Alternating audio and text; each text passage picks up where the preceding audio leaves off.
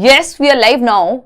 Hello friends, this is Himanshi and welcome to Let's Learn. तो सभी को good evening, नमस्कार, राम राम, सत श्री अकाल, अस्सलाम वालेकुम, what you feel connected with. Start करेंगे हिंदी पेडागोजी का एक मॉक टेस्ट कह लीजिए इसको, या इंपॉर्टेंट क्वेश्चंस कह लीजिए।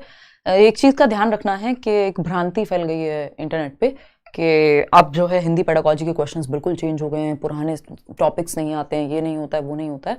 जबकि आप अगर लगातार पेपर उठा करके देखेंगे तो एक चीज़ हुई है कि इंग्लिश पेडागोजी से हिंदी में ट्रांसलेशन हुआ है। अगर लैंग्वेज 1 की हिंदी है जो, वो आपको लैंग्वेज 1 की इंग्लिश मिलेगी और उस इंग्लिश से ट्रांसलेटेड होते हैं सीधे सीधे हिंदी पेडागोजी के क्वेश्चंस, जिसकी वजह से मुश्किल बढ़ी है। लेकिन सिलेबस सेम है, आपको नॉर्मल भी क्वेश्चंस करके जाने, आपको पुराने टॉपिक्स भी करके जाने, आपको नए तरीके से पूछे जाने वाले क्वेश्चंस भी करके जाने हैं।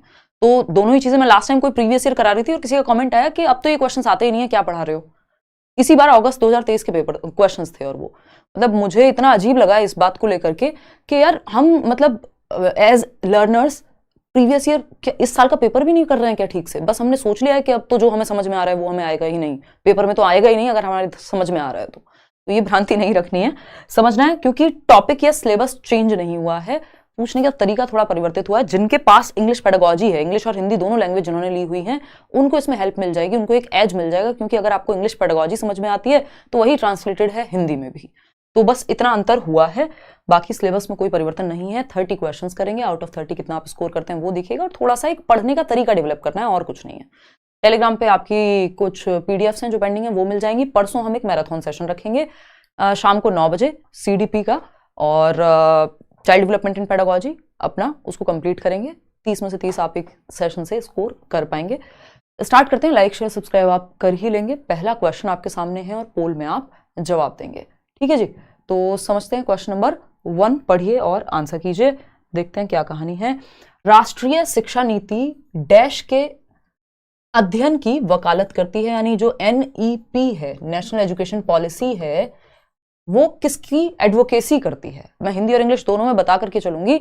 उसका रीजन यही है कि जिनको हिंदी और इंग्लिश दोनों समझ में आती हैं उनके लिए पेपर थोड़ा सा आसान लगेगा, लैंग्वेज वाला सेक्शन वैसे भी आसान हो जाता है, ठीक है जी। चलें फटाफट से देखिएगा। तो अगर हम देखें संस्कृत, हिंदी, अंग्रेजी तथा आधुनिक भारतीय भाषाएं, मॉडर्न इंडियन लैंग्वेजेस, मातृभाषा अंग्रेजी, राजकीय भाषा क्या, खुद से सोचिए और जवाब दीजिए। समूची विद्यालय शिक्षा में एक अंग्रेजी, सिर्फ अंग्रेजी कैसे हो सकती है भाई। छोटे छोटे समुदायों में बोले जाने वाली भाषा सॉरी, हमें सबको इंक्लूड करके चलना है, संस्कृत, पाली, प्राकृत। अब ऐसे तो बहुत सारी भाषाएं हैं, सबको अलग अलग लिखने से क्या होगा। हमें वो ऑप्शन चूज करना है जिसमें लगभग सारी कैटेगरीज की लैंग्वेज आ जाए, सारी जो वर्ग की भाषाएं हैं वो आ जाए। जैसे सबसे पहले हमें पता है मातृभाषा को हमें महत्व देना है ना। तो मातृभाषा का ऑप्शन या तो यहां था या यहां था। मदर टंग की बात करता है ये 3 लैंग्वेज फॉर्मूला भी और न्यू एजुकेशन पॉलिसी भी, NCF भी, कि बच्चे की मातृभाषा उसकी घर की भाषा में पढ़ाओ आप उसको, प्राइमरी लेवल पे तो स्पेशली। तो एक तो घर की भाषा सबसे पहले है। शास्त्रीय भाषाएं यानी क्लासिकल लैंग्वेजेस हैं जिसमें संस्कृत भी आती है। आधुनिक भारतीय भाषाएं जो मॉडर्न इंडियन लैंग्वेज है, जो आपकी संविधान की सूची में 22 भाषाएं हैं जिनमें अंग्रेजी नहीं है, फॉरेन लैंग्वेजेस हैं।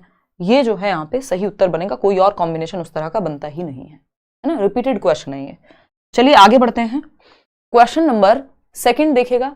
एक बच्ची अपने माता पिता के साथ बिहार से मुंबई आती है, यानी बिहार रहती थी बच्ची, फिर वो मुंबई में शिफ्ट हो गए, पिताजी या माताजी जो भी काम करते होंगे, तथा वह विद्यालय में हिंदी, संस्कृत तथा अंग्रेजी सीखती है। विद्यालय में 3 भाषाएं सीख रही है, हिंदी है, संस्कृत है और इंग्लिश है, ठीक है। तथा अपने पड़ोस एवं विद्यालय में अपने मित्रों से मराठी भाषा बहुत अच्छे से सीख रही है, ठीक है। मराठी भाषा, क्योंकि मुंबई है तो वहां की लोकल लैंग्वेज क्या है, मराठी होगी। तो अब वो बिहार से आई है तो वहां की जो भी भाषा होगी, जिस भी जगह वो रहती होगी, भोजपुरी या कई सारी भाषाएं वहां चलती हैं, मैथिली है, कोई भी है, वो उसको आती ही होगी, मातृभाषा है। हिंदी स्कूल में पढ़ाई जा रही है, संस्कृत स्कूल में पढ़ाई जा रही है, अंग्रेजी स्कूल में पढ़ाई जा रही है। लेकिन अब वो आस पड़ोस में रहती है तो वहां तो भोजपुरी नहीं बोल रहे हैं बच्चे, वहां क्या बोल रहे हैं, मराठी बोल रहे हैं ज्यादा लोग। तो अब वो मराठी भी बहुत अच्छे से सीख रही है। तो क्या वो किताब से मराठी सीख रही है? ये जो मराठी सीखना है, देखिए क्वेश्चन यहां पढ़ना जरूरी है। अगर यहां अंग्रेजी सीखना होता तो आंसर बदल जाता, अगर यहां संस्कृत सीखना होता तो आंसर बदल जाता, हिंदी सीखना होता तो आंसर बदल जाता। क्योंकि अगर जो विद्यालय में जो भाषाएं पढ़ रही है, 3 भाषाएं, इन तीनों भाषाओं में से कोई भी लिखा होता है यहां पे, तो आंसर हो जाता भाषा अधिगम। अभी भाषा अधिगम नहीं होगा, लैंग्वेज लर्निंग नहीं है, क्योंकि इसके लिए हम किताब नहीं पढ़ रहे, स्कूल में नहीं पढ़ रहे। इस लैंग्वेज को हम अपने एनवायरमेंट से, अपने वातावरण से अर्जित कर रहे हैं। बच्ची बटोर रही है। अब इस बटोरने को भी तो सीखना ही कह देते हैं कई बार, तो हम सीखने में कंफ्यूज हो जाते हैं कई लोग कि बहुत अच्छे से सीखती है मतलब लैंग्वेज लर्निंग होगी, अधिगम होगा, नहीं। कौन सी भाषा की बात चल रही है उस पर देखना है। तो ये भाषा अर्जन है, जो कि चॉम्स्की कहते भी हैं कि भाई मनुष्य में भाषा को अर्जित करने की जन्मजात क्षमता है ना, लैंग्वेज एक्विजिशन डिवाइस की जो वो बात कर रहे हैं। सहारा देना, यहाँ कोई स्कैफ फोल्डिंग तो हो रही नहीं रही है, परिकल्पना निवेश कुछ नहीं, भाषा अर्जन सिंपल मराठी जो है वो अर्जित कर रही है बिना पढ़े। ठीक, जब बिना पढ़े किताब के बिना की बात आ जाए तो मातृभाषा या जो भी भाषा आप एनवायरमेंट से उठा रहे हैं उसको अर्जन, और जो आप जिसका ग्रामर पढ़ रहे हैं स्कूल में पढ़ रहे हैं वो अधिगम। ठीक, क्वेश्चन नंबर 3 देखिएगा। अब ये ऐसा टॉपिक है, ऐसा हुआ है कोई पेपर आज तक जिसमें भाषा अर्जन और अधिगम से एक भी क्वेश्चन आया हो? पॉसिबल ही नहीं है। क्वेश्चन नंबर 3 देखिए, किसी शिक्षार्थी को एक पाठ्य सामग्री पढ़ते समय कुछ संकेत मिलते हैं, उसको कुछ क्यूज दिए जा रहे हैं जो उसे अर्थ ग्रहण की प्रक्रिया में मदद करते हैं। यानी जब वो एक टेक्स्ट बुक पढ़ रहा है या कोई भी एक कंटेंट पढ़ रहा है बुक में या पढ़ रही है, तो उसे कुछ क्यूज, कुछ संकेत मिल रहे हैं जिसकी सहायता से उसे कि ये कहा क्या जा रहा है उस पाठ में, उसको समझने में मदद मिल रही है, अर्थ को समझने में मदद मिल रही है। अब इसे किस रूप में जाना जाएगा? इस मदद को सरसरी दृष्टि से पढ़ना, भाई वो प्रॉपर चैप्टर पढ़ रहा है, ऐसा नहीं है कि उसने ऊपर ऊपर से देख लिया बस कि इसके अंदर होगा क्या, अनुमान नहीं लगा रहा है, बारीकी से पढ़ना। अब यहां पे संकेत की बात चल रही है, इसका मतलब कुछ कुछ चीजें समझ आ रही होंगी, कुछ को वो संकेतों से समझ रहा होगा, तो बारीकी से पढ़ना भी नहीं होगा, इंटेंसिव रीडिंग थोड़ी है। अर्थगत संकेत है ये कि मीनिंगफुल क्यूज मिल रहे हैं, उसको संकेत मिल रहे हैं जिसकी सहायता से वो अर्थ का निर्माण कर पा रहा है कि अच्छा ये लाइन इस बारे में है, अच्छा इसमें ये बात कही जा रही है। तो कुछ चीजों में आप अर्थगत संकेत आपको मिल रहे होते हैं, सूत्रात्मक संकेत कोई फॉर्मूला थोड़ी है यहाँ पे। तो C option is the right answer over here. आगे बढ़ते हैं क्वेश्चन नंबर 4। क्वेश्चन नंबर 4 क्या कहता है भाई, ये भी देख लेते हैं।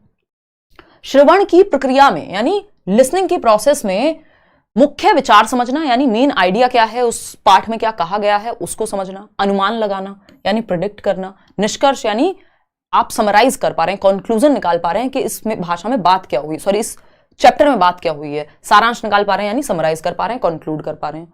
तो भाषा को आप एक पूर्ण रूप में देख पा रहे हैं अगर आप देख रहे हैं तो। श्रवण की किस प्रक्रिया में मुख्य विचार, जब भी बात मुख्य विचार की आ जाए, निष्कर्ष की, अनुमान लगाने की, इसका मतलब हम भाषा को समग्र रूप में समझने की कोशिश कर रहे हैं, लैंग्वेज को एज अ होल समझने की कोशिश कर रहे हैं। तो ये ऊर्ध्वोन्मुखी श्रवण प्रक्रिया है, सूचना के लिए श्रवण है, अधोमुखी श्रवण प्रक्रिया है, या सूचनात्मक श्रवण है? बताइएगा फटाफट से, इसका जवाब क्या होना चाहिए। तो यहां पे सूचना के लिए श्रवण, ऐसा थोड़ी कोई सूचना का पता लगाना है। श्रवण की किस प्रक्रिया में मुख्य विचार समझना, अनुमान लगाना, निष्कर्ष आरेखित करना कहां आएगा, तथा सारांश समझना। तो ये अधोमुखी श्रवण हम इसको कह देंगे, और इसको हम टॉप डाउन अप्रोच कहेंगे। इंग्लिश में यही क्वेश्चन इंग्लिश में भी पूछा गया है, इसको क्या कहेंगे? Top down approach. ये बॉटम अप हो जाती है अगर ऊर्ध्वोन्मुखी होता तो, है ना। टॉप डाउन में क्या होता है कि आप बेसिकली एक मुख्य विचार से आइडिया लगा रहे हैं, यानी एज अ होल समझ रहे हैं समग्र रूप में। और वहीं बॉटम अप में होता है जब ध्वनियों पे ध्यान हो कि साउंड है, वर्ड्स है, ऐसा लिखा होता है, शब्दों पे, ध्वनियों पे, अर्थ पे ध्यान है। यहां ओवरऑल अर्थ की बात हो रही है, तो ओवरऑल बात हो रही होगी तो अधोमुखी यानी टॉप डाउन अप्रोच, मतलब जहां आप एक पूरे मीनिंग से, सारांश से, है ना, मुख्य विचार को समझते हैं, फिर पैराग्राफ समझ रहे हैं, फिर पैराग्राफ से सेंटेंस पे आ रहे हैं यानी एक वाक्य पर आ रहे हैं। अगर ऐसा होता कि आप एक वर्ण से शब्द बना रहे होते, शब्द से फिर आप अर्थ की ओर जा रहे होते, फिर उसके बाद आप एक वाक्य बना रहे होते, फिर उसके बाद आप एक पैराग्राफ बना रहे होते, तब वो बॉटम अप हो जाता। तो जब आप समग्र में समझ रहे हैं कोई चीज तो वो अधोमुखी श्रवण यानी टॉप डाउन अप्रोच है। ठीक है जी, तो ये क्वेश्चन आएगा ही आएगा, मतलब बहुत बार आता है टॉप डाउन और बॉटम अप, हिंदी और इंग्लिश दोनों में ही ट्रांसलेटेड फॉर्म में। क्वेश्चन नंबर 5 देखिए, संज्ञाएं यानी नाउन्स, क्रियाएं यानी वर्ब्स, एडजेक्टिव्स यानी विशेषण, क्रिया विशेषण डैश के रूप में वर्गीकृत किए गए हैं। पहला ऑप्शन है विषय वस्तु के, यानी कोई कंटेंट है, विषय वस्तु चैप्टर होता है वो तो, है ना। क्रिया शब्द के, कोई एक्टिविटी वाले वर्ड्स हैं ये। निष्क्रिय शब्द संपदा है या सक्रिय शब्द संपदा है, क्या है ये बताइए, फटाफट से बताइए। इसमें मैंने आपको कंफ्यूज किया, अब देखते हैं कितने लोग समझ पाते हैं। यार सक्रिय शब्द संपदा वो होती है जिसको हम एक्टिव वोकैबुलरी कहते हैं, जो वर्ड्स आप बार बार यूज करते हैं। जरूरी नहीं है सारे क्रिया विशेषण के शब्द जो है आपके सक्रिय संपदा में आए, ठीक है ना। तो यहां पे ये विषय वस्तु के शब्दों के अंदर कॉन्टेंट्स, वर्ड ऑफ कॉन्टेंट्स का पूरा समूह है जिसमें नाउन, प्रोनाउन, ये सारी चीजें आप पढ़ रहे होते हैं। तो ये आपका कंटेंट की लिस्ट है एक तरह से अगर देखा जाए यहाँ पे, ठीक है ना। ये पैसिव निष्क्रिय शब्द संपदा, पैसिव वोकैबुलरी कहते हैं जिन शब्दों का प्रयोग कम होता है बट आपको पता होते हैं वो शब्द। जिन शब्दों का प्रयोग आप बार बार करते हैं उनको सक्रिय शब्द संपदा कहते हैं। और ये ऐसा नहीं है संज्ञा क्रियाएं विशेषण इस तरह से नहीं पूछेगा इसके बारे में, जब क्वेश्चन आएगा इसके बारे में क्वेश्चन लिखेगा जैसे इंग्लिश में अगर हम कहते हैं साइट वर्ड्स कह देते हैं, मतलब जो ज्यादा एक्टिवली यूज हो रहे हैं। जैसे कुछ शब्द हम बहुत बार यूज करते हैं, जैसे ये बार शब्द है ना, बार बार बार, है ना, खाना खा लो, खाना, ये सब क्या है, सक्रिय शब्द संपदा है जो बार बार हम अपनी भाषा में यूज करते रहते हैं। कुछ निष्क्रिय शब्द होते हैं, जैसे हम क्लिष्ट भाषा में बात करने की बात कर रहे हैं। अब ये क्लिष्ट शब्द कई लोगों के लिए निष्क्रिय भी होगा क्योंकि बहुत कम लोग हैं जो इस शब्द को इस्तेमाल करते होंगे नॉर्मल आम भाषा में। तो निष्क्रिय शब्द संपदा वो है जो पैसिव वोकैबुलरी है, जिसका इस्तेमाल बहुत कम किया जाता है बट आपको मीनिंग पता होता है, आपने साहित्य में पढ़ा है, कहीं पढ़ा है, सुना है कहीं। लेकिन सक्रिय शब्द संपदा वो है जिन शब्दों का मीनिंग आपको पता है और आप बार बार यूज करते हैं, है ना। तो ये विषय वस्तु के शब्द हैं, कंटेंट है एक तरह से, ठीक है। मोई मोई हो गया, हाँ बिल्कुल होगा, ठीक है बात। चलिए खैर आगे बढ़ते हैं। ये इन्होंने किया खराब है, लेकिन क्योंकि हिंदी में ट्रांसलेशन होते ही पूरा भाव बदल जाता है तो थोड़ा सा मुश्किल है। जिसको इंग्लिश आती है उसके लिए तो फिर भी थोड़ा इजी है, जो सिर्फ हिंदी मीडियम वाले लोग हैं उनके लिए अब मुश्किल हो गया है। उसका रीजन सिर्फ एक है कि ट्रांसलेशन, सिलेबस नहीं बदला। संरचनाओं के बारे में ज्ञान यानी जो स्ट्रक्चर की नॉलेज है तथा इसमें सीमित अभ्यास द्वारा वर्णित करना व क्रियान्वित करना कार्य विधिक ज्ञान है, घोषणात्मक ज्ञान है, व्याकरण अनुवाद प्रक्रिया है या भाषा प्रक्रियाएं हैं। संरचनाओं के बारे में यानी स्ट्रक्चर की नॉलेज है आपको किसी चीज की, है ना, स्ट्रक्चर की नॉलेज है, नॉलेज ऑफ स्ट्रक्चर, तथा इसमें सीमित अभ्यास द्वारा वर्णित करना यानी डिफाइन कर रहे हैं आप चीजों को, आपको डेफिनेशन पता है ना, आप लिख रहे हैं, आपसे कोई क्वेश्चन पूछा आपने लिख के बता दिया, किसी चीज की डेफिनेशन पूछी आपने बता दी। ये होती है डिक्लेरेटिव नॉलेज। ये इंग्लिश और हिंदी दोनों में पूछा जाता है। एक चीज है डिक्लेरेटिव नॉलेज जिसको हम घोषणात्मक ज्ञान कहते हैं। देखो इसमें भी आप लोग कितनी गलती कर रहे हैं, कार्य विधिक ज्ञान कह रहे हैं, जबकि ये कार्य विधिक ज्ञान क्या होता है कि आपसे पूछा जाए साइकिल कैसे चलाते हैं तो वो कार्य आप प्रोसीजर बताएंगे, स्टेप बाय स्टेप सॉल्यूशन बताएंगे वहां पे, तो वो प्रोसीजरल नॉलेज होती है। क्या होती है? प्रोसीजरल नॉलेज है वो। जबकि यहां पे ये डिक्लेरेटिव नॉलेज है, जहां डेफिनेशन की बात आए, जहां पढ़ के याद रखने की बात आए, डिक्लेरेटिव नॉलेज है। बेटर कौन सी है? प्रोसीजरल। जब आपसे कहा जाए कि स्टेप बाय स्टेप सॉल्यूशन बताओ किसी चीज का, यहां से घर से स्कूल कैसे जाते हैं, या साइकिल कैसे चलाते हैं, कंप्यूटर ऑन कैसे करते हैं, ये प्रोसीजर है, वो प्रोसीजर होता है। यहां पे कुछ ऐसा है नहीं, यहां पे संरचनाओं की बात हो रही है, डिफाइन वर्णित करने की बात हो रही है, यानी डिक्लेरेटिव नॉलेज, घोषणात्मक ज्ञान जो आपने पढ़ के जुटाया है और जरूरत पड़ने पे आप उसको लिखते हैं या बताते हैं। जबकि स्टेप बाय स्टेप कोई एक्टिविटी करने की बात होती तब तो कार्य विधिक होता है, जब आप कार्य की बात कर रहे होते, तो ये तो पॉसिबल नहीं है।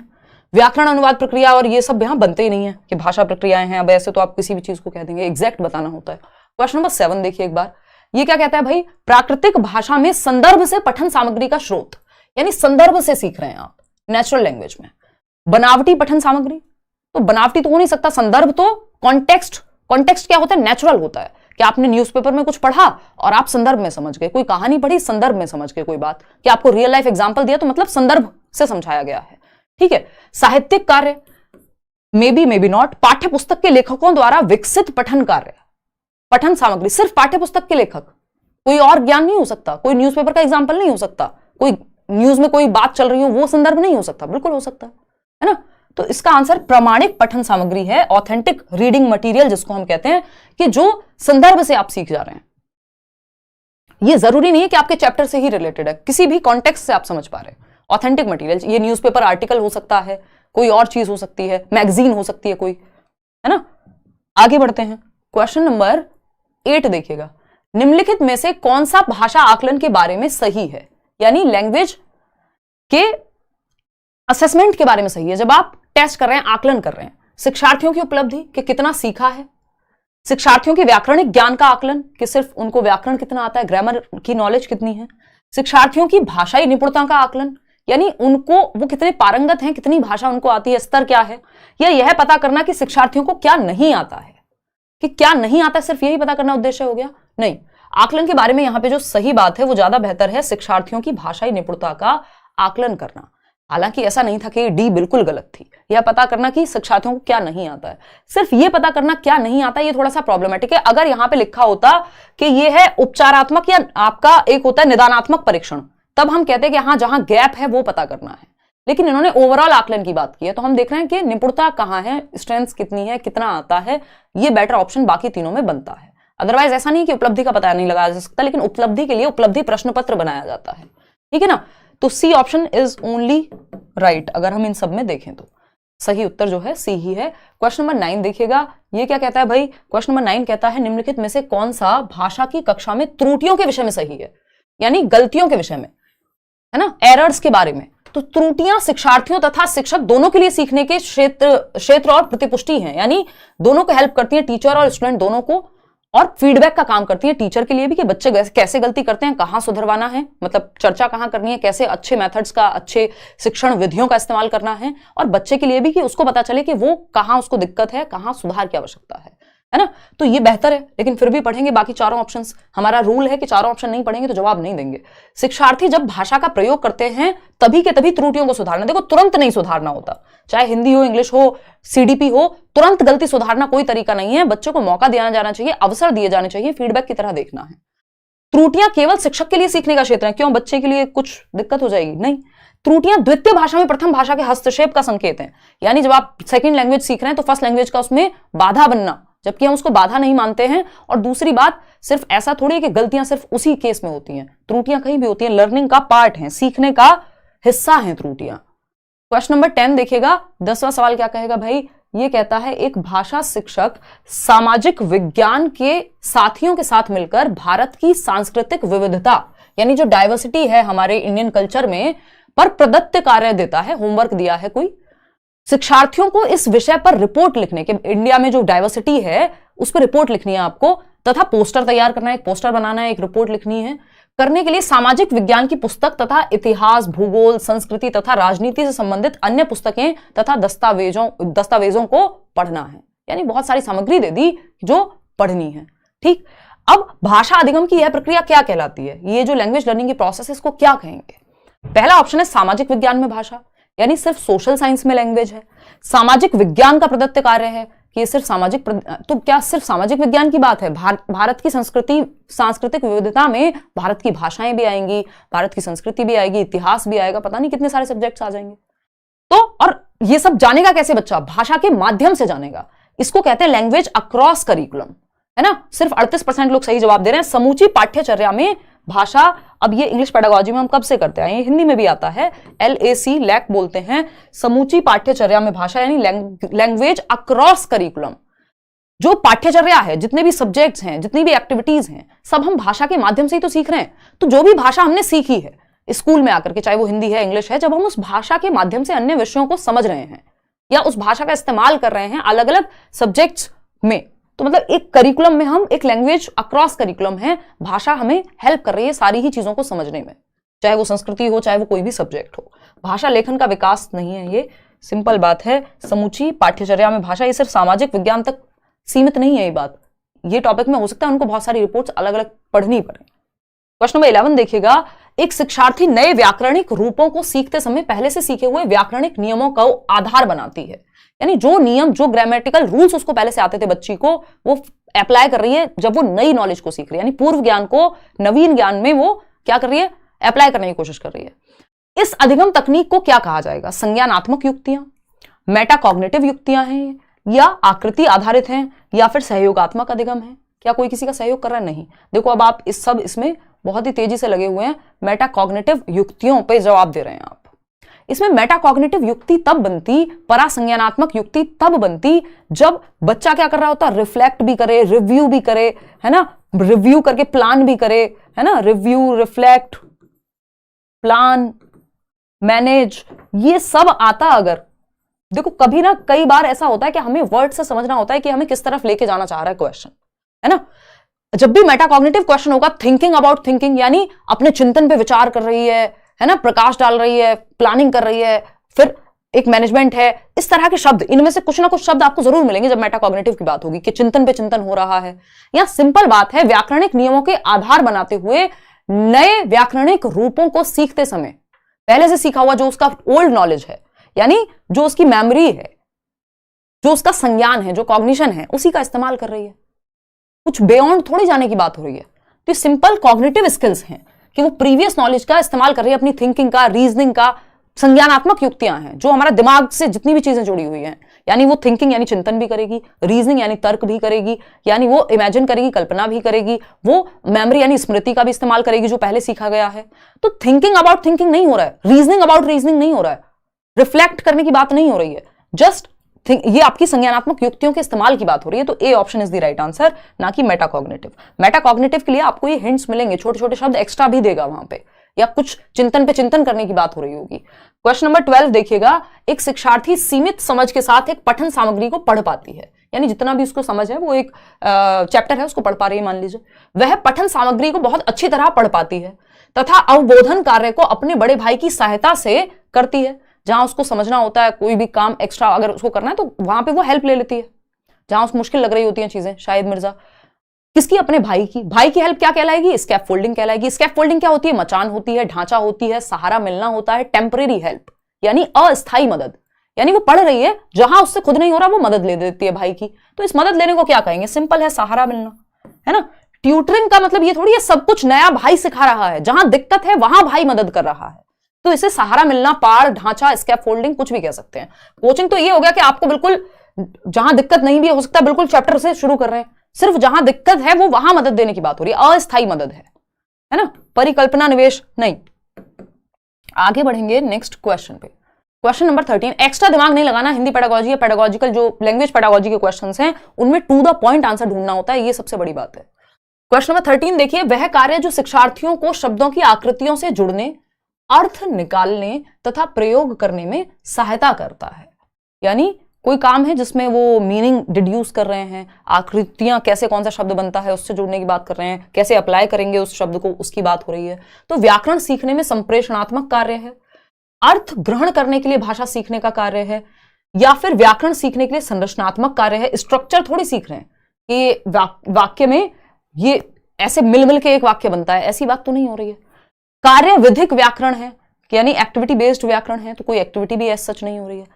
क्या हो रहा है? शब्दों की आकृतियों से जुड़ने कि कैसे कौन सा शब्द बनाया जाता है, अर्थ निकालने तथा प्रयोग में सहायता कि कैसे वो प्रयोग किया जाएगा। जब प्रयोग में सहायता मतलब कम्युनिकेटिव लेवल पे बात हो रही है कि आप कैसे यूज करेंगे। तो व्याकरण सीखने में संप्रेषणात्मक कार्य है, यानी जब आप ग्रामर सीख रहे हैं तो आप कम्युनिकेशन का भी इस्तेमाल कर रहे हैं, संप्रेषण का भी इस्तेमाल कर रहे हैं, बातचीत का भी इस्तेमाल कर रहे हैं, प्रयोग करके सीख रहे हैं, मीनिंग निकाल करके सीख रहे हैं।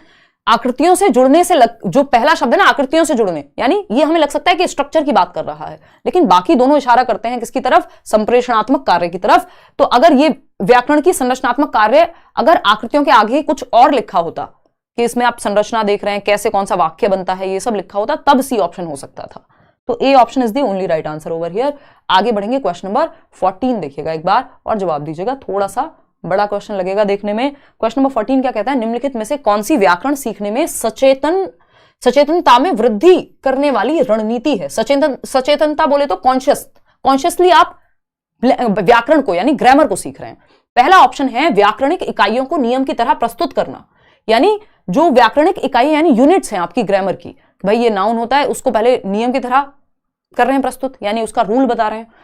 पृथक रूप से प्रयोग करने के लिए बार बार अभ्यास करना, यानी देखो पृथक रूप से प्रयोग करना बिल्कुल खराब नेगेटिव वर्ड है। पृथक रूप से मतलब बिल्कुल सेक्लूडेड, रट्टे लगा रहे हैं आप, एक तरह से एक नियम पढ़ लिया उसको अलग से बस प्रैक्टिस किए जा रहे हैं, तो ये एकदम खराब तरीका होता है। बार बार अभ्यास लिखा हो वैसे भी समझ जाओ कि नेगेटिव ज्यादा होगा ये।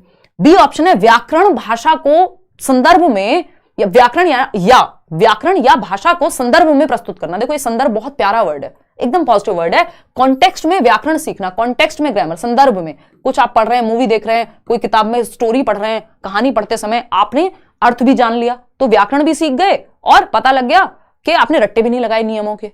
तो ये संदर्भ में व्याकरण सीखना बहुत अच्छा होता है। संदर्भ में प्रस्तुत करना तथा शिक्षार्थियों के संज्ञान में लाना व प्रयोग करने के योग्य बनाना तथा बाद में उनका ध्यान इसके नियम की ओर ले जाना, यानी कौन सा मेथड है ये?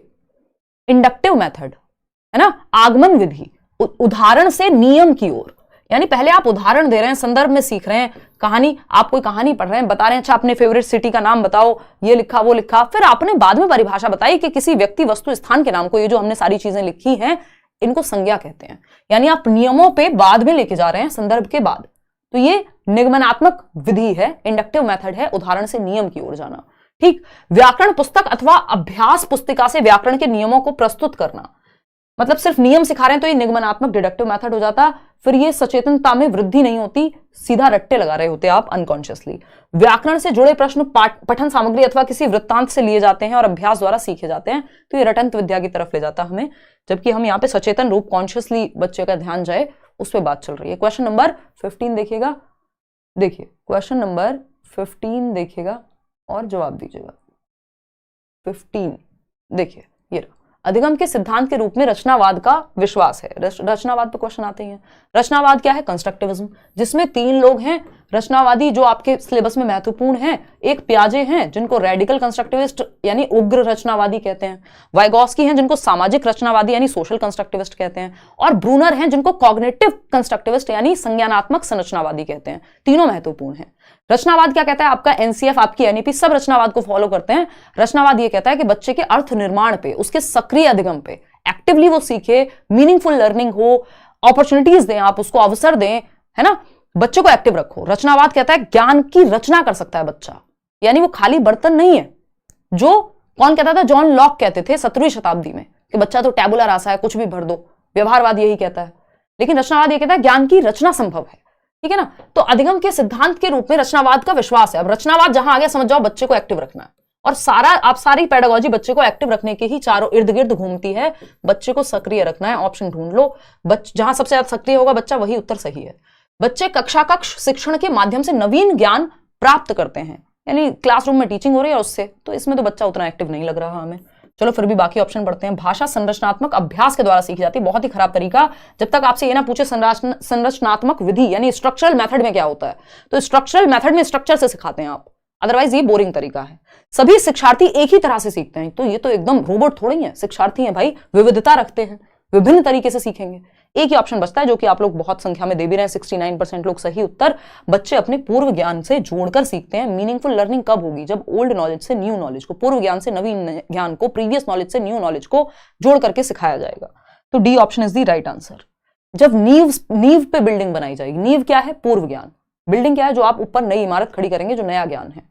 क्वेश्चन नंबर 16 देखिए, छोटे बच्चों के लिए पाठ योजना बनाते समय, आप लेसन प्लानिंग कर रहे हैं, क्लासरूम में जाने से पहले आप लेसन प्लानिंग करते हैं, बनाते समय अध्यापिका ने समग्र भौतिक प्रतिक्रिया, टीपीआर समझते हैं, total physical response. Hindi pedagogy, English pedagogy, हर बार रिपीटेडली यही क्वेश्चन पूछा जा रहा है। विधि पर ध्यान केंद्रित करने का निर्णय लिया गया है। पाठ में समग्र भौतिक प्रतिक्रिया यानी टीपीआर शामिल करने के लिए अध्यापिका को क्या करना चाहिए? टीपीआर का मतलब ये, जब आप पढ़ा रहे हैं, फिजिकली एक्टिव है बच्चा, है ना, समग्र भौतिक प्रक्रिया यानी शरीर की पूरी एक्टिविटी हो रही है ना। एक बड़ा सा आलू था, मछली जल की रानी है, चिड़िया उड़ती है, तो आप साथ में बच्चे शरीर भी हिला रहे हैं, एक्टिविटी कर रहे हैं। जो टीचर बोल रही है वो चीज एक्टिविटी करके भी आगे रिपीट की जा रही है। तो गतिविधि न करवाना, तो गतिविधि तो बिल्कुल करवानी ही है। इसका मतलब ही इस मेथड का टोटल फिजिकल रिस्पॉन्स, गतिविधि होना, है ना।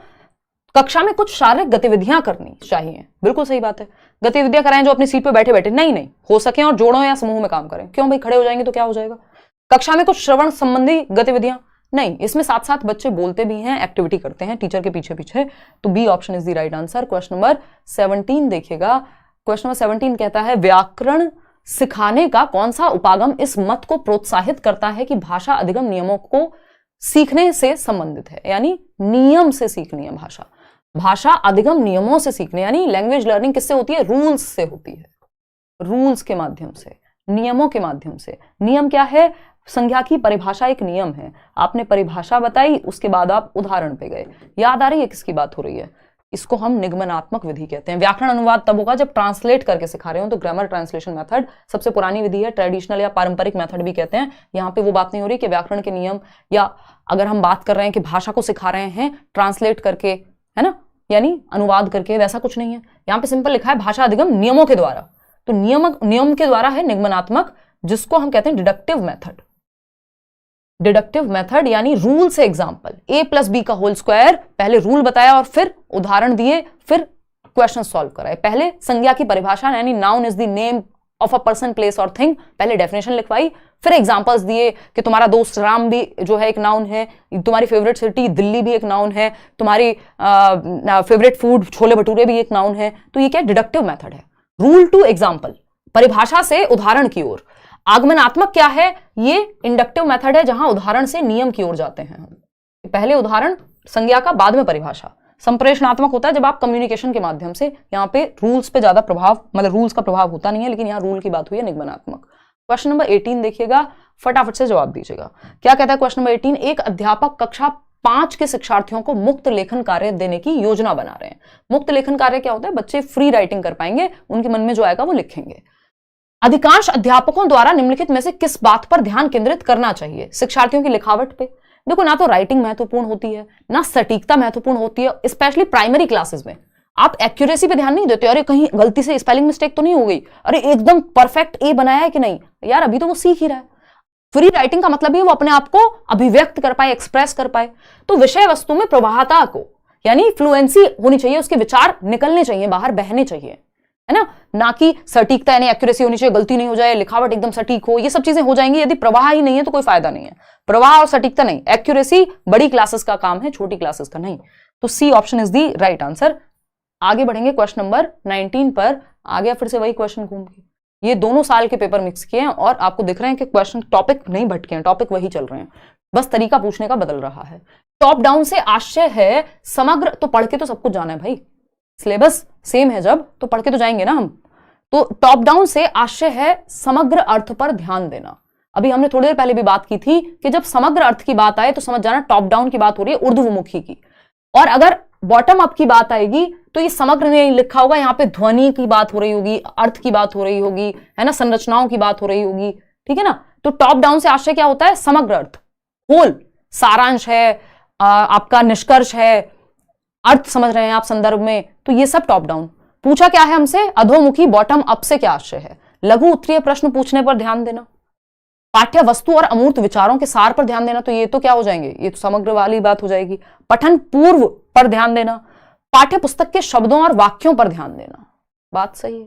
शब्द और वाक्य, शब्द से वाक्य की ओर जा रहे हैं। यहां पे ये भी हो सकता था ध्वनि से शब्द, शब्द से वाक्य, वाक्य से आपका पैराग्राफ, जिसको क्या कहते हैं पैराग्राफ को हिंदी में? पैराग्राफ को यार कुछ तो कहते थे, अभी निकल गया दिमाग से। और फिर उसके बाद हम कहां जाएंगे? आपके स्टोरी एक कंप्लीट, तो ध्वनि, शब्द, वाक्य, फिर वाक्य से आपका पैसेज, फिर पैसेज से आपका पैराग्राफ से आपका कंप्लीट स्टोरी, तो ये बॉटम अप है। क्वेश्चन नंबर 20 देखिएगा, भाषा अध्यापक का प्राथमिक दायित्व क्या होना चाहिए? यानी आप एक लैंग्वेज टीचर हैं, आपकी प्राइमरी ड्यूटी क्या होनी चाहिए? फटाफट से बताइए। नहीं, पंक्ति नहीं कहते, पंक्ति तो हम एक तरह से एक लाइन को कह रहे हैं, गद्यांश कहते हैं, एग्जैक्टली अनुच्छेद कहते हैं भाई, गद्यांश भी नहीं, वो तो प्रोज और वो हो जाएगा आपका, अनुच्छेद कहते हैं हम पैराग्राफ को। बिल्कुल, बहुत बढ़िया जिन्होंने भी बताया। हाँ चलिए आगे बढ़ते हैं। अवनीश द्विवेदी ने बताया, ठीक है जी, चलिए आ जाइए। तो अगर हम बात करें भाषा अध्यापक का प्राथमिक दायित्व क्या हो, मुख्य ड्यूटी क्या हो, परसों 9 बजे मिल रहे हैं, सीडीपी खत्म करेंगे, साल भर बाद मैराथन हो रही है ना, तो आराम से मस्त तरीके से करेंगे, कोई दिक्कत नहीं है। भाषा अध्यापक का प्राथमिक दायित्व, संडे को छुट्टी भी होगी तो सैटरडे को मस्त कंप्लीट करेंगे, 2 घंटे 3 घंटे 4 घंटे। वैसे मेरी कोशिश तो रहेगी कि कम समय में ज्यादा बात हो, क्योंकि अगर इतने घंटे आपको देखना है तो इतनी सारी प्रीवियस मैराथन है, कोर्स में मैं पढ़ा रही हूँ लगातार। भाषा अध्यापक का प्राथमिक दायित्व क्या होना चाहिए? शिक्षार्थियों को निर्देश देना। सिर्फ निर्देश देने से बच्चे एक्टिव नहीं होते, शिक्षार्थी की संप्रेषणात्मक आवश्यकताओं की पहचान करना, भाई उसकी अपनी बात को कहने की नीड क्या है, बिल्कुल सही बात है। शिक्षण के लिए आपको बच्चे की भलाई वाला उत्तर चूज करना है, बच्चा जहां ज्यादा सक्रिय है, एक्टिव है, वो चूज करना है। शिक्षण के लिए उपयुक्त विषय वस्तु का चयन करना, चलो ये भी है, लेकिन ये प्राथमिक दायित्व नहीं हो सकता। इससे ज्यादा महत्वपूर्ण नहीं हो सकता कि आप बच्चे की आवश्यकताओं की पहचान कर रहे हैं कि उसको अपनी बात को कहने में, दूसरे की बात को सुनने में आवश्यकता किस चीज की है। नहीं तो वो चुप बैठा रहेगा, बच्चा अपने आप को एक्सप्रेस ही नहीं करेगा, अभिव्यक्ति ही नहीं करेगा। शिक्षार्थियों के विभिन्न वर्ग समूह बनाना, बस अलग अलग ग्रुप बना दो, नहीं, तो बी ऑप्शन ज्यादा बेहतर है, और जो ऑप्शन इन चारों में से बेस्ट होगा वो सही है, अदरवाइज चारों सही है, क्या दिक्कत है ना। क्वेश्चन नंबर 21 देखिए एक बार। क्वेश्चन नंबर 21 क्या कहता है? एक छोटी बच्ची कोई एक पुस्तक उठाती है। ये पता नहीं कितनी बार ये क्वेश्चन, ये पहले भी आता था जब आपका ऑफलाइन पेपर हुआ करता था, ऑनलाइन से पहले भी, अभी भी वैसे ही आता है। एक बस पहले इंग्लिश में ही आया करता था, अब हिंदी में भी आने लग गया, क्योंकि हिंदी जो है इंग्लिश का ही अब ट्रांसलेशन दे देते हैं ये लोग। एक छोटी बच्ची कोई एक पुस्तक उठाती है, कोई एक बुक उठाई एक छोटी बच्ची ने। बुक तो मेरे पास यहाँ नहीं है, टेक्स्ट के कुछ पेपर्स पड़े हुए हैं, है ना। तो मान लीजिए ये उठाई, अब इस पे कुछ एक ही जगह पे कुछ लिखा हुआ है, अगर मान लो इस पे कुछ पिक्चर होती है, उठाई, देख रहे हैं हम, ठीक जी। फिर उसके बाद क्या कर रही है? और उसके पृष्ठ पलटती है। अब उसको कुछ समझ में आ रहा हो नहीं आ रहा हो, वो क्या कर रही है? पृष्ठ पलट रही है, ठीक है जी। ये तो निशा शर्मा है, ठीक, ये तुम्हारी ITR यहाँ की पड़ी है। देखो एक बार, चलिए खैर, तो प्रश्न पलट लिए हमने। और अगर हम बात करें यहां पे, अगर हम यहां पे बात करें, प्रश्न पलट रही है, समझ में कितना आ रहा है, क्या आ रहा है, कुछ नहीं पता, बस वो प्रश्न पलट रही है ना, देख रही है पेज पलट पलट के। बात सही है, छोटे बच्चे करते हैं ऐसे, ठीक। उसके प्रश्न पलटती है, इन सब में क्या सम्मिलित है? उद्गामी समाधान कौशल, कोई समाधान निकाल रही है।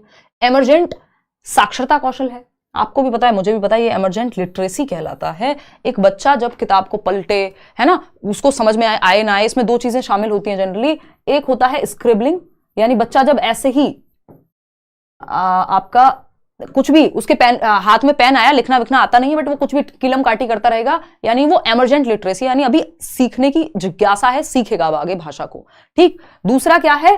स्क्रिबलिंग के अलावा एक और चीज आती है इसमें, जिसको हम कह देते हैं बैबलिंग, है ना। बैबल करना मतलब बाबा, मामा, पापा, वो कुछ भी रिपीट करने की कोशिश करता है, जो आप उससे बात कर रहे हैं वो कोशिश करता है भाषा को बोलने की। तो यानी अभी उसको भाषा आ नहीं गई है, भाषा ये जन्म से ही शुरू हो जाती है कहानी, और आपका जब तक वो स्कूल जाता है 5-6 साल तक भी चलती है, फिर उसके बाद तो वो पढ़ना जब तक सीख नहीं जाता तब तक एमरजेंट होता है, यानी अभी सीखने की प्रक्रिया में है।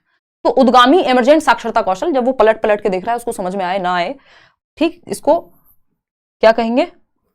एमरजेंट लिटरेसी स्किल कहेंगे। क्वेश्चन नंबर 22 देखिएगा, क्या कहता है भाई? ये आपका फेवरेट क्वेश्चन आ गया, अभिकथन यानी असर्शन और रीजन।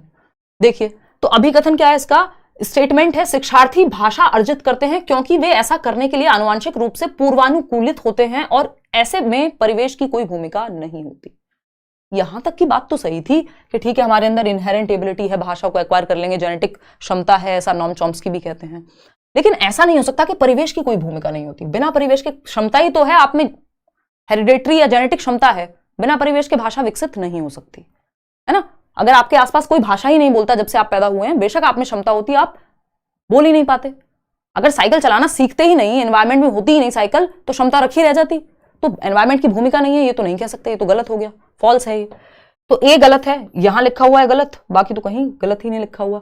भाषा अर्जन में शिक्षार्थी केंद्रित कक्षाई परिवेश का बहुत गहरा प्रभाव पड़ता है, ये बात एकदम सही है कि भाई जो शिक्षार्थी केंद्रित कक्षाई परिवेश है, यानी लर्नर सेंटर्ड क्लासरूम, जहां बच्चे एक्टिविटी करेंगे, भाषा का इस्तेमाल करेंगे, वहां सीखेगा ना बच्चा। तो हमें एक बात पता है कि ये इस तरह के क्वेश्चन के 3 स्टेप होते हैं। पहला स्टेप क्या है कि आप ये चेक करेंगे कि क्या ये सही है, तो हमने पाया ये सही नहीं है, ए गलत है।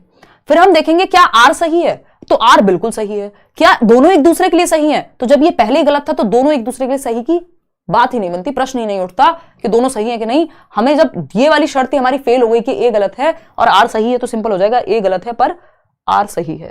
तो A option is the right answer. 83% लोग सही उत्तर दे पा रहे हैं। क्वेश्चन नंबर 23 देखिएगा, ये क्या कहता है? पठन सिखाने के उस तरीकों को क्या कहा जाता है जिसमें शब्दों के अर्थ को प्रयुक्त संदर्भों के अनुसार समझने पर बल दिया जाता है, यानी कॉन्टेक्स्ट में सीखना। प्रयुक्त संदर्भों में, कॉन्टेक्स्ट में। संरचनात्मक, संरचना में स्ट्रक्चर पे फोकस रहता है कि ये क ल म कलम बन गया, क को जोड़ो, ला को जोड़ो, म को जोड़ो, कलम बन गया, ये संरचना है ना। क्या पहले संज्ञा आती है, फिर ये होता है, फिर वो होता है, वो संरचना है, स्ट्रक्चर है। संप्रेषणात्मक उपागम है, अधोमुखी यानी बॉटम अप है, या समग्र भाषा उपागम है? बताइएगा, जवाब दीजिएगा अपनी मर्जी से, अपने तरीके से, फिर हम आगे बढ़ेंगे। लाइक शेयर आप करिए, कॉमेंट में बताइएगा आउट ऑफ 30 कितना स्कोर किया।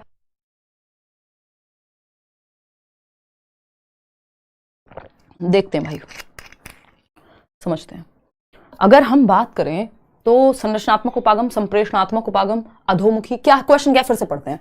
पठन सिखाने के उस तरीके को क्या कहा जाता है जिसमें शब्दों के अर्थ को प्रयुक्त संदर्भों के अनुसार समझने पर बल दिया जाएगा? संप्रेषणात्मक उपागम है, समग्र भाषा उपागम है, या अधोमुखी यानी बॉटम अप उपागम है? तो इसमें बॉटम अप बहुत सारे लोग कह रहे हैं।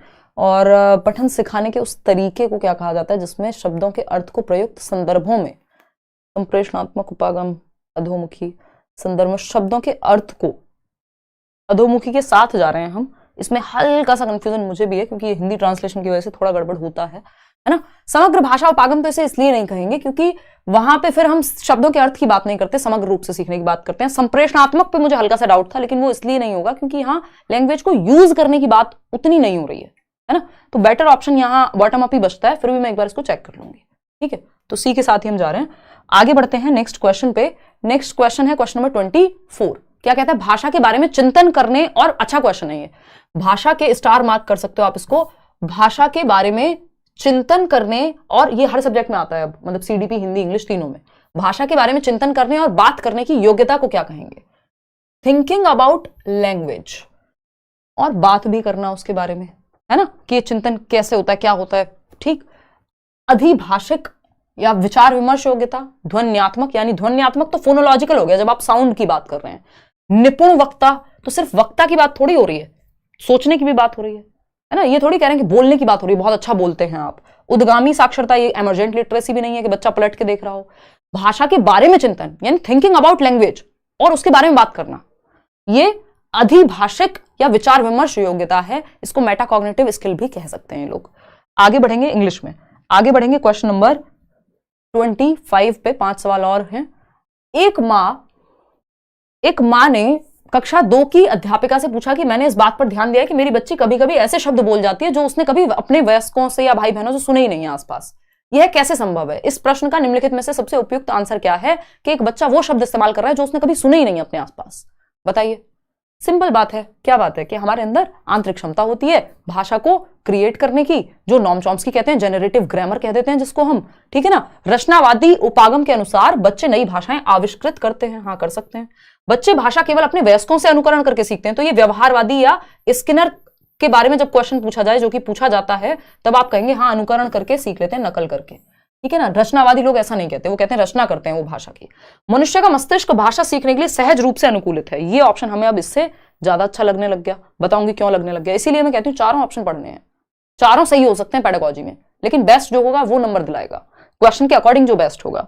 बच्चे भाषा तभी सीखते हैं जब हम बच्चे के भाषाई विकास पर पुनर्बलन देते हैं, यानी रीइंफोर्समेंट। तो ये भी बिहेवियरिस्टिक वे है।